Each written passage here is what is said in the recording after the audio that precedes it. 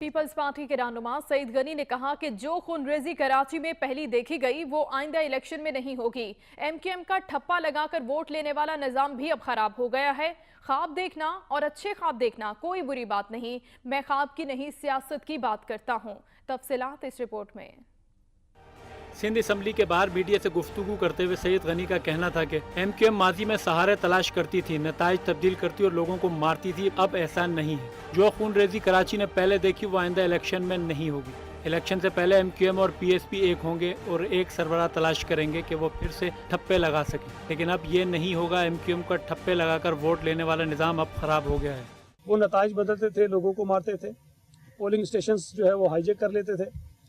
वो चीज़ें फिल वक्त मुझे नज़र नहीं आ रही हैं और शायद इसी फ्रस्ट्रेशन का इजहार जो है वो पीएसपी और एमक्यू पाकिस्तान के इत्तेहाद में आपको नज़र आता है। एक सवाल पर सईद गनी ने कहा कि मंजूर वसान साहब अभी भी अच्छे ख्वाब देखते हैं। ख्वाब देखना और अच्छे ख्वाब देखना कोई बुरी बात नहीं है, मैं ख्वाब की नहीं सियासत की बात करता हूँ। अच्छे ख्वाब देखना बुरी बात नहीं है। मैं पीपल्स पार्टी का कारकुन हूँ, कराची का एक अहदेदार हूँ।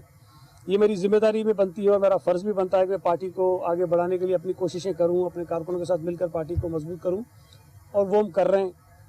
पीपल्स पार्टी में जितनी बड़ी तादाद में लोग कराची शहर में शामिल हो रहे हैं बावजूद कुछ रुकावटों के, ये इस बात की शहादत है कि पीपल्स पार्टी कराची शहर में मकबूल हो रही है। सईद गनी ने कहा कि सियासी जमातों से इलाक़ होना अच्छी बात है। GDA के बेशतर रहनुमा हमसे राब्ते में हैं, टिकट के लिए हमारे रहनुमा के दरवाजे पर चक्कर लगा रहे हैं। कैमरामैन फरहान अहमद के साथ